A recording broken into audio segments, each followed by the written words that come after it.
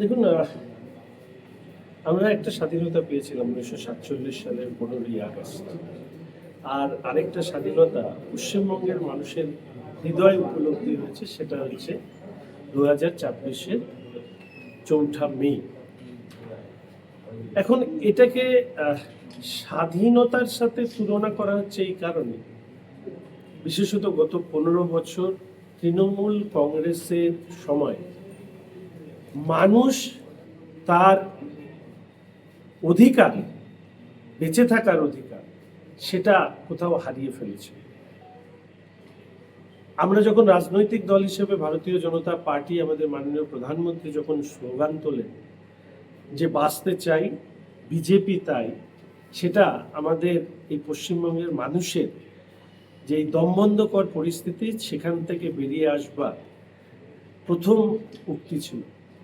পরবর্তীকালে আমরা আমাদের দল স্লোগান তোলে পাল্টানো দরকার, চাই বিজেপির সরকার। বাঁচতে তো চাই, কিন্তু কার হাত ধরে বাঁচবে, তার জন্য দরকার বিজেপির সরকার।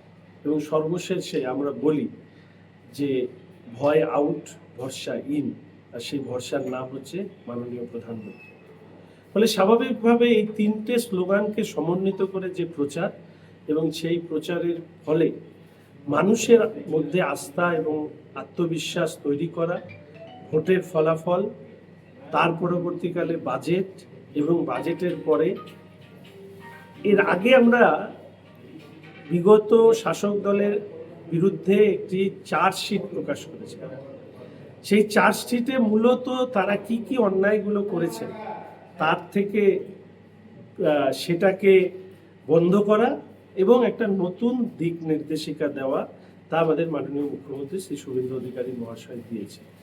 ফলে পশ্চিমবঙ্গ মাননীয় প্রধানমন্ত্রীর আশীর্বাদ নিয়ে, মাননীয় মুখ্যমন্ত্রীর নেতৃত্বে বিকশিত ভারত এবং বিকশিত পশ্চিমবঙ্গের যে স্বপ্ন, সেই স্বপ্ন সফল করবার জন্য যে কাজ আমরা করছি, সেই কাজের উপরে দাঁড়িয়েই বর্তমান পশ্চিমবঙ্গের মানুষ শুধু উচ্ছ্বাসিত নয়, পশ্চিমবঙ্গের সাথে যাদের হৃদয়ের সংস্পর্শ রয়েছে তারাও